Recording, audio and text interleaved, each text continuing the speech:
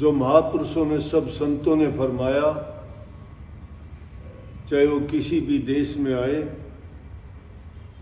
चाहे वो किसी भी जाति में पैदा हुए, चाहे वो कोई भाषा बोलने वाले थे,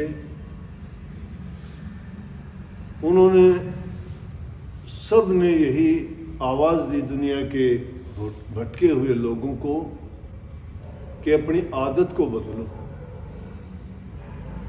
आदत को बदलने का मतलब जिन संसार के पदार्थों की ओर, भौतिक चीज़ों की ओर हमारा रुझान जो बना हुआ है, जिसको साधारण भाषा में कह सकते हैं महल, मंडप, मकान, बेटे पोते, धी जमाई, धन दौलत, व्यवसाय, कारोबार, रिश्तेदार, नातेदार, सुख सुविधा शरीर की, मन की, विषय भोगों की चाह, ये सारी की सारी चीज इस संसार में बांधने वाली, फंसाने वाली हैं। इसलिए वो कहते हैं इन चीजों में फंस के ये मन इन रसों का भोगी हो गया, उनका आदी हो गया। बाण का मतलब है उसकी प्रकृति ऐसी बन चुकी है कि वो उनके बिना उसका रहना कठिन है। उसने अपना सारा बुद्धि, विवेक, विचार उसमें लगा दिया, अपने कल्याण के बारे में नहीं सोचा। तो कल्याण किन बातों में होगा, वो महापुरुषों ने फरमा दिया कि बाण को बदल जाओ। बाण को बदल जाने का मतलब जिन चीजों को तुम सत्य मानते हो वो चीजें मिथ्या हैं, जिनको हम अपना जानते हो वो अपनी नहीं है। जिन भौतिक पदार्थों में हम रचे पचे और बसे हुए हैं वो सब को छोड़ के जाना होगा, कुछ भी साथ नहीं जा सकता। सब जानते हैं इस बात को, सब छोड़ के जाना है, लेकिन फिर भी इस मन के कहे में चलते हैं। संतों ने आवाज दी, मन के कहे में चलोगे वो मन मुक्ता है, वो तुम्हें बांधने वाली, फंसाने वाली, संसार में आपको कैद करके रखेगी और इस माया और मन के गुलाम बन के संसार में आते रहोगे, जाते रहोगे, दुखों को भोगोगे, कभी सुखों को भोगोगे, कभी दुखों में पड़ के बड़े परेशान होगे, तो कभी थोड़ी सी खुशी मिलेगी तो मन में खुश हो जाओगे, लेकिन आत्मिक शांति नहीं मिलेगी। इसलिए उन्होंने बदल जाने की बात कही। बदल जाना ही सब कुछ है। अब कोई मंत्र के चक्कर में, कोई नाम के चक्कर में, कोई किसी बात के लोग आडंबरों में, पाखंडों में फंसा देते हैं। उस आडंबर और पाखंड में फंस के जीव बेचारा बंध जाता है, उसको पता नहीं है। वास्तविकता तो यह है कि वो छूट जाना चाहता है, वो समझता भी है, वो सत्य का खोज करना भी चाहता है, लेकिन उस सत्य की खोज करने के लिए निकलता है तो उसको फिर एक जगह से निकलता है, दूसरी जगह बांध दिया जाता है। कहीं धर्म के नाम पर, कहीं गुरु के नाम पर, कभी मंत्र के नाम पर, कभी और किसी दूसरे बहाने से वो आसमान से पढ़ के खजूर में अटक जाता है। तो इसलिए बदलने का मतलब है कि इस संसार की तरफ से अपने मन को, जब इसका रुख संसार की ओर है, उसको मोड़ के और मालिक की तरफ कर दे। लेकिन मालिक का रास्ता पता नहीं है, इसलिए उसके लिए कोई मुर्शिद, खोजी पूरा ढूंढे, जिसको हम सतगुरु कह सकते हैं। सतगुरु जो सत का भेद दे दे, जो खुद वाकिफ है उस रास्ते का, मंजिल का, जिसने करनी की है, जिसने कमाई की है, जिसने उस मालिक को जानने के लिए अपना त्याग किया है, तप किया है, तपस्या, और उसने मेहनत की है। जो मेहनत नहीं करता ना, और संसार में भी आराम और सुख भोगना चाहता है और परमात्मा की तरफ भागना चाहता है, दो गाड़ियों में कभी भी सवार कोई हो नहीं सकता।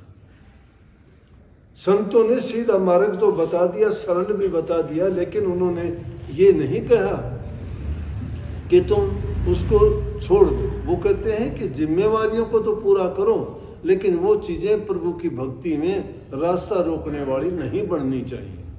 ये नहीं करना चाहिए कि सारा समय उसी में लगा दे। वो उनकी हालत उन जैसी बता दी कि जो सोना चांदी में चोंच मंडान का मतलब है कि ऊपर से आडंबर तो भेष का या कोई और दूसरे हम ऐसी पहचान बना लेते हैं कि जैसे ये कोई भगत है, कोई संत है, कोई महात्मा है, कोई फकीर है, ये भक्ति करने वाला है, इन चीज़ों की ओर करता है। लेकिन वास्तविकता क्या है कि उसने सिर्फ आडंबर बनाया है।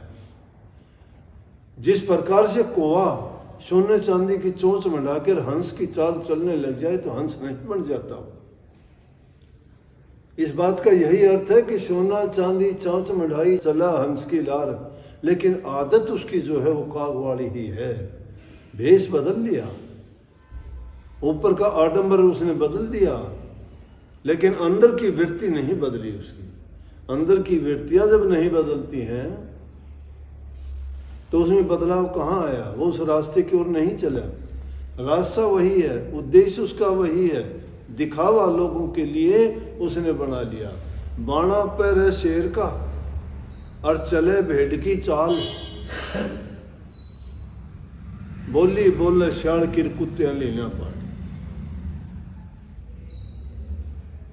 बाणा शेर का कोई पहन ले शेर नहीं बन जाता, लेकिन चाल के बोलते कुछ हैं, करते कुछ हैं, दिखाते कुछ हैं, होते कुछ हैं। ये है चारों चीज। बाणा शेर का पहनते हैं, चाल भेड़ की होती है, और आवाज जब है वो किसकी? गिद्दड़ की निकलती है, शाह की, तो उसको कुत्ते पाड़ लेते हैं। इसका मतलब पार यमदूत, वो उसके यमराज के भेजे हुए फरिश्ते उसको कष्ट देते हैं।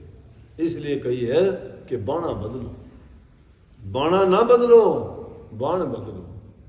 बाणा बदलने से कुछ नहीं होगा। बाणा तो कोई भी पहन लेगा।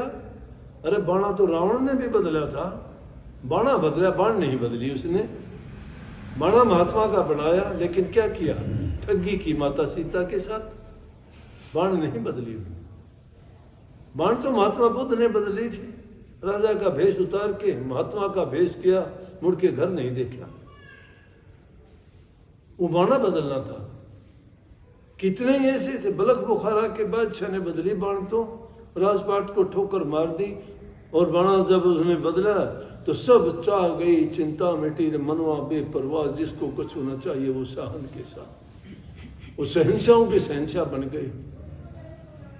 बाण उन्होंने बदली, बाणा नहीं बदला। अब बाणा बदल लेते हैं, लेकिन बाण नहीं बदलते। बाण अगर आदत को छोड़ दोगे तो सब कुछ बन जाओगे।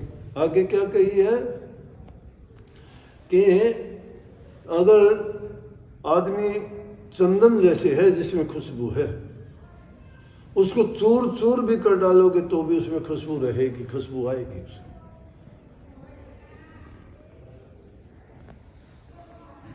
चंदन में ये आदत है कि उसको काटने वाला कुल्हाड़ा है, उसमें भी वो अपनी खुशबू छोड़ता है। इसलिए कहता है तुम अपनी बुरी आदतों को छोड़ के उस चंदन की तरह से अपनी आदत बना लोगे, तुम्हारे दुश्मनों को भी, जो तुम्हारा अहित करते हैं, तुम्हें नुकसान पहुंचाने का कोशिश करते हैं, उनके साथ भी अच्छा करो। जिस प्रकार से वो कुल्हाड़ा, करोत या आरी जो चंदन के पेड़ को काटती है, उसमें भी खुशबू छोड़ती है, वो उसके साथ ऐसा बर्ताव नहीं करती। जब आदमी ऐसा हो जाएगा तो समझो कि उसकी आदत बदल गई है। लेकिन ये कहा है कि ये पहचान करनी चाहिए, सज्जन और दुर्जन में भेद करना चाहिए। अगर तुम जुग जुग अरंड को सींचते रहो, कितना सींचो अरंड है, उसकी प्रकृति नहीं बदलती। ये पहचान बताता हूँ कि इसीलिए पुराने ज़माने में कहते थे खानदान देखना चाहिए। किसान भी देखता है कि बीज अच्छा होना चाहिए। बीज जब अच्छा नहीं होता है तो उसमें फसल कैसी उगती है?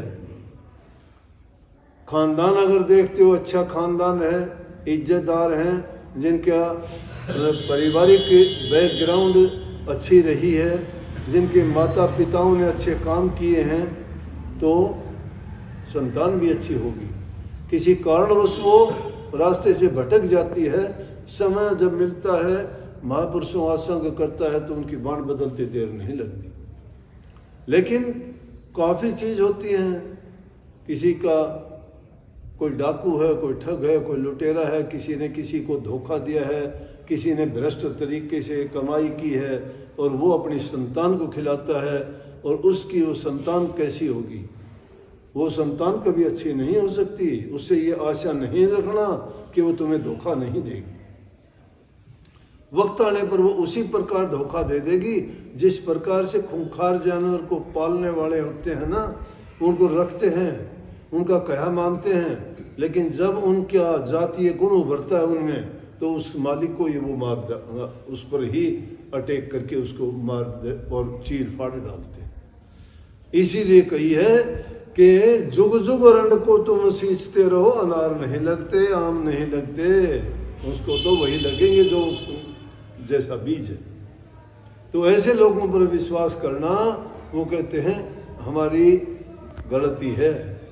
फिर कहते हैं कि सज्जन इंसान जो होगा, चाहे वो गरीब क्यों ना हो, चाहे उसमें कोई विपदा आने के कारण वो तुम्हें किसी प्रकार से कमज़ोर, दुर्बल या जैसा भी दिखाई देता है, लेकिन क्या है कि वो सज्जन पुरुष है, वो कभी उसमें दुर्गुण और दुर्मति नहीं मिलेगी, उसके अंदर कभी धोखा, छल, कपट, बेईमानी नहीं मिलेगी।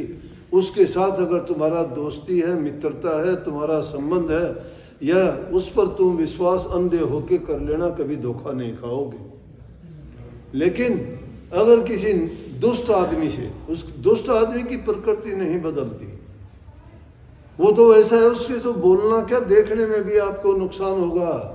जिस प्रकार से भट्टी में अंगार भरे होते हैं, उनको तो अगर बोलोगे ना तो भी अंगारे उछलेंगे, उनकी जबान में अच्छी बात नहीं निकलेगी, सब नकारात्मक बातें होंगी, सबकी बुराई करेंगे, सबकी निंदा चुगली करेंगे, उनकी आदत बन जाएगी, वो ढूंढते फिरेंगे, कभी उसके मुंह लग गया, कभी उसके मुंह लग गया, कभी उससे पूछा, कभी उससे पूछा, दुनिया की तहकीकात करेंगे, अपने आप नहीं पता उनकी हालत क्या होगी। इसलिए कहिए ये आदतें छोड़ देता है, जो इन आदतों को बदल लेता है, वो इंसान सीधा उस मालिक के दरबार का रास्ता पा जाता है। महापुरुषों का संग करने से इंसान इस तरह से बदलता है, लेकिन इंसान का खोटा कर्म महापुरुषों के संग में आने के बाद में भी उसको भटका देगा, उसको उस रास्ते से हटा देगा। क्यों हटा देगा? संसार के पदार्थों की तासीर ऐसी है, इन चीज़ों में गुण ऐसा है कि सही रास्ते पे चलते हुए को जिस प्रकार से कि किसी चीज़ का चौंधा लगने से आदमी को वो चीज़ पहचानने रह जाता है, उसी प्रकार से चकाचौंध में भूल जाता है। और जो चतुर चालाक छड़िया लोग होते हैं ना, वो बातों की चपलता से इंसान को इस तरह से फंसा लेते हैं और वो भोले उसमें फंस जाते हैं, लेकिन उनका मालिक रखवाड़ा हो, उनका कोई बाड़वाका नहीं कर सकता। सच्चे बन के अगर रहोगे तो दुर्जन आदमी के तो मुंह लगने में इंसान का नुकसान ही नुकसान है। शंभुदास जी कहते हैं, भाई कोई बुरा ना मानना, मैंने किसी और की बात नहीं कही है, मैंने अपने दिल की बात कही है। मैं भी उन इंसानों में से ही हूँ, आप जैसों की तरह से, क्योंकि इस दुनिया में, इस माया देश में जो भी आया है, उसके मन पर, बुद्धि पर, माया का, इनका सब का असर होता है। वो कुछ ना कुछ उनके ऊपर अपना प्रभाव छोड़ते हैं। तो कहते हैं मैंने अपनी सी कह देनी और के सिर भार नहीं रखा, मैंने कभी कोई इस बात को लेके और बोझ मरता फिरे कि मेरे बारे में कही है या मैं ऐसा हूँ। अगर कोई ऐसा है तो वो सोच ले, वो तो उसको सोचना है वो कैसा है, लेकिन वो कहते हैं मैंने किसी को नहीं कही। अगर किसी से मेड़ खाती हो तो वो अपना सुधार कर ले भाई। वो कहता है हम तो सतगुरु की शरण हैं, हम तो सतगुरु की शरण होके आपको भी ये कहते हैं सिरजनहार को समरा करो, याद किया करो, तेरी बुद्धि विचार ख्याल ठीक रहेंगे, तुम्हारा जीवन संवर जाएगा, बुराइयां छूट जाएंगी, तुम्हारा बाणा बदलना नहीं, तुम्हारी बाण बदल जाएगी। और वर्ण बदल जाएगी, जीवन संवर जाएगा। सबको राधा